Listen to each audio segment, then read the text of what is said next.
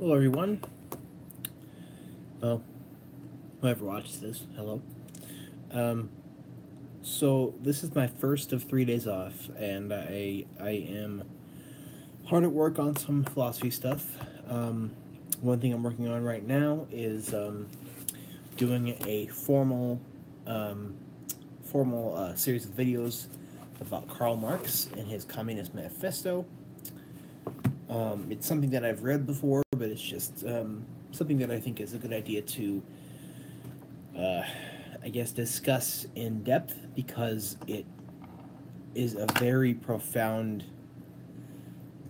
work. Not because it's difficult, but more because it does say a lot of things about the way society is now. So there's some stuff I want to talk about. Like when I read something, it makes me want to talk about extra things that are not necessarily part of the video I'm doing.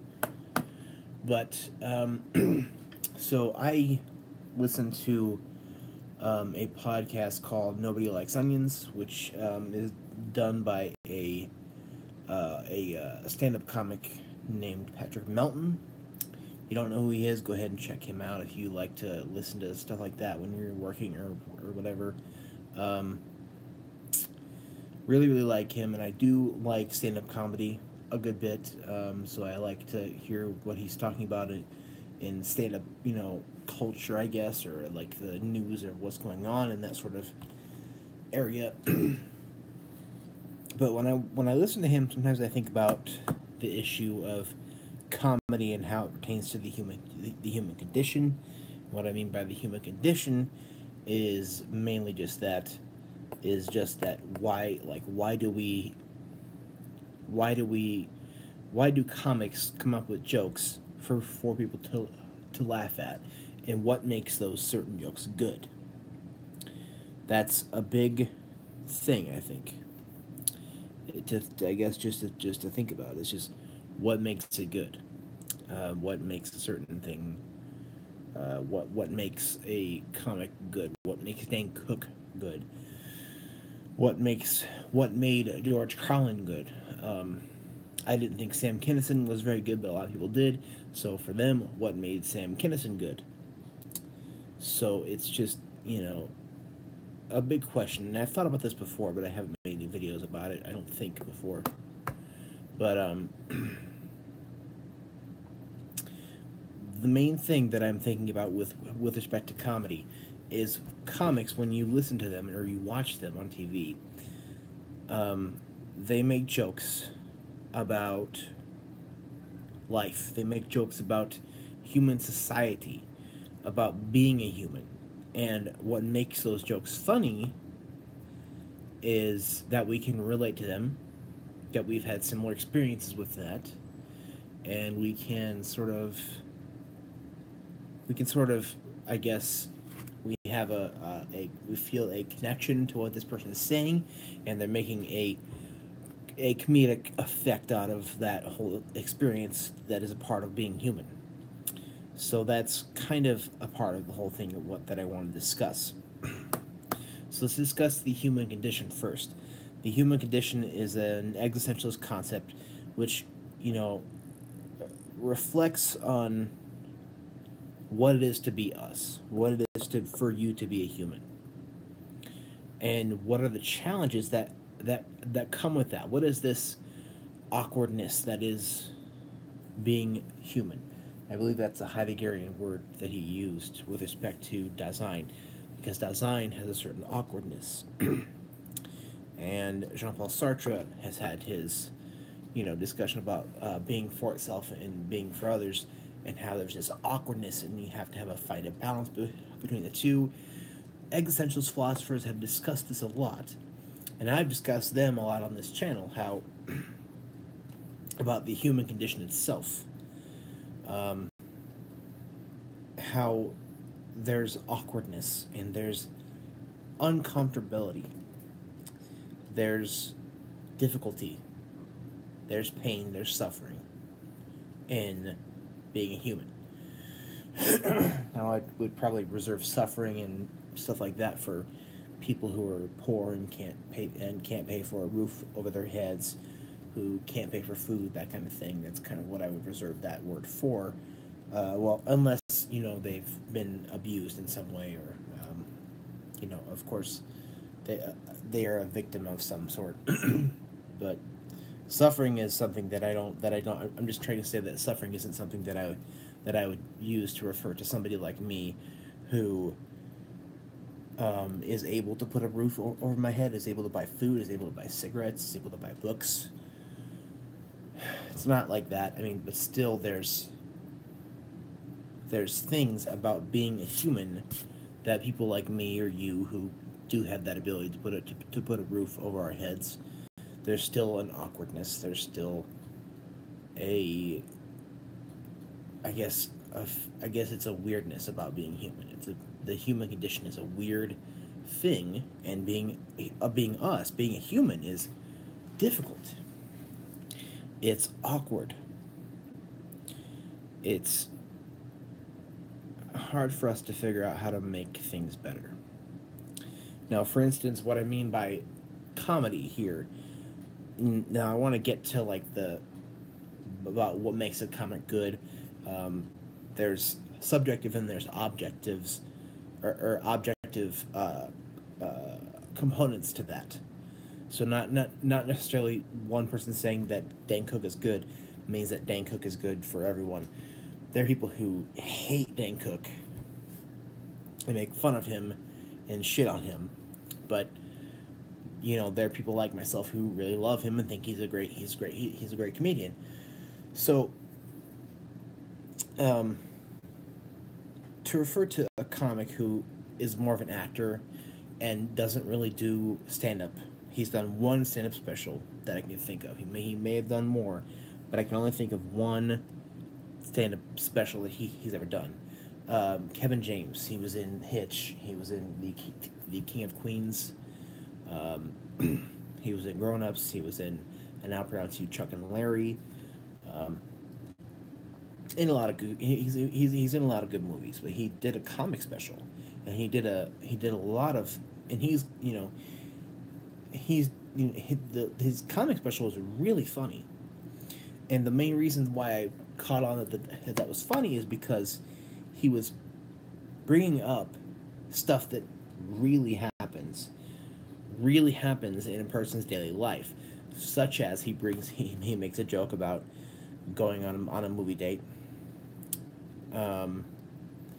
and you're eating popcorn and you get the little kernels stuck in your mouth or whatever, in your throat or in your teeth, and you're trying to get those out, but you're also trying to be somewhat, I guess, smooth or attractive because you're with this date.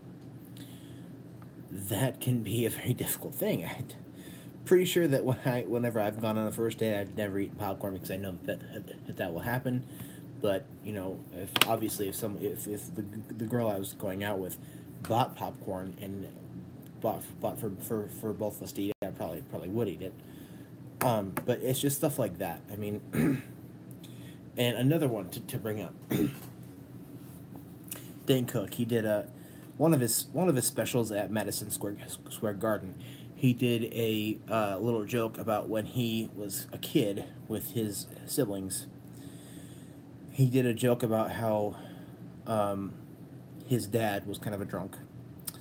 Did a joke about how there was this place called Benson Animal Farm, like a amusement park back when he was younger, and his dad would always be like, tomorrow we're going to Benton's Animal Farm, and the kids would get so excited, and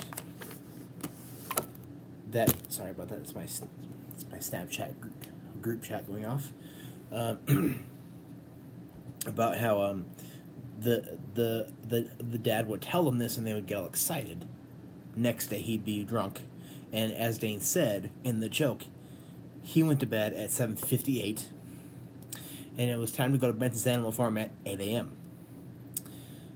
7:58 a.m. to 8 a.m. So, and he makes a joke about how, obviously Dane Cook does this better. I'm not a comic, but Dane Cook is really funny because this particular joke, you know, kind of connected with me. I'm not saying that my parents were bad parents. I'm just saying that that joke kind of connected with me because we would, my mom or my dad would get our hopes up that we were gonna go somewhere, but we ended up never going. So I'm gonna I'm gonna I'm gonna continue in a second. Just hold on.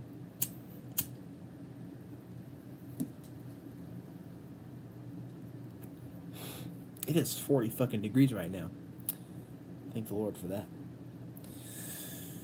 Well,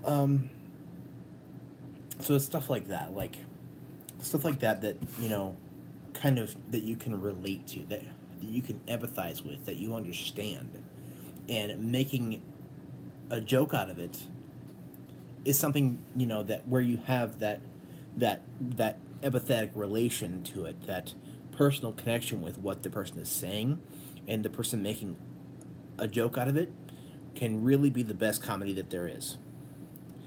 There's um, there's a comic by the name of Mitch Fatel, which I'm not a huge fan of, who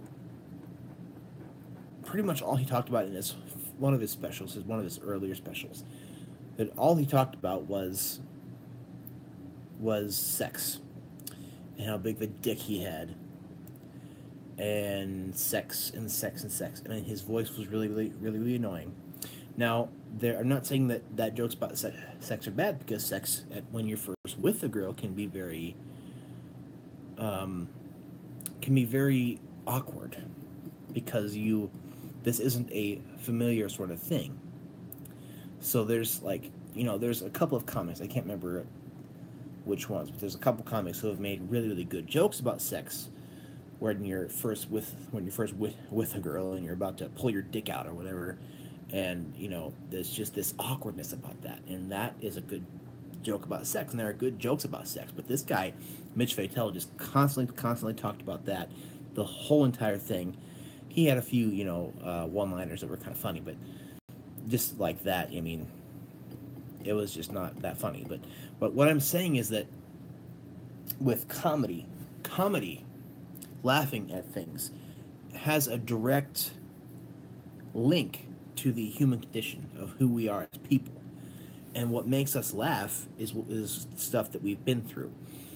Obviously, stuff that we've been through isn't always a laughing matter, but when you're past it, and somebody tells you this funny joke that you can totally relate to, um, that's something that can really make you laugh. Um, it really can. I mean, I'm not saying that is the only way to make people laugh. There's obviously shock value with comedy. There's people who will cuss constantly. That for me, that doesn't really work anymore. But there's shock value with Dane Cook. Um, there's an element of shock value sometimes, where there's one time he was with this very dirty woman. I think she was like a prostitute or something, and he didn't have a condom, so he didn't want to do her, and then she was like stick it in raw dog, and he put a remote inside her. So stuff like that can be funny just because it's shocking. But mostly, for the most part, comedy for me is somebody talking about something that you can directly relate to in your personal life, that relates to the human condition of who you are as a person, and how awkward and weird and how difficult it can be to exist.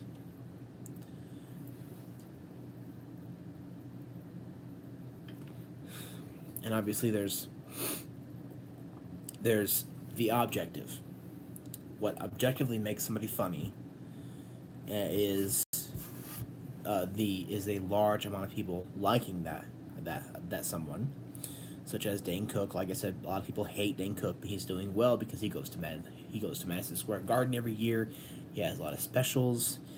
He does well.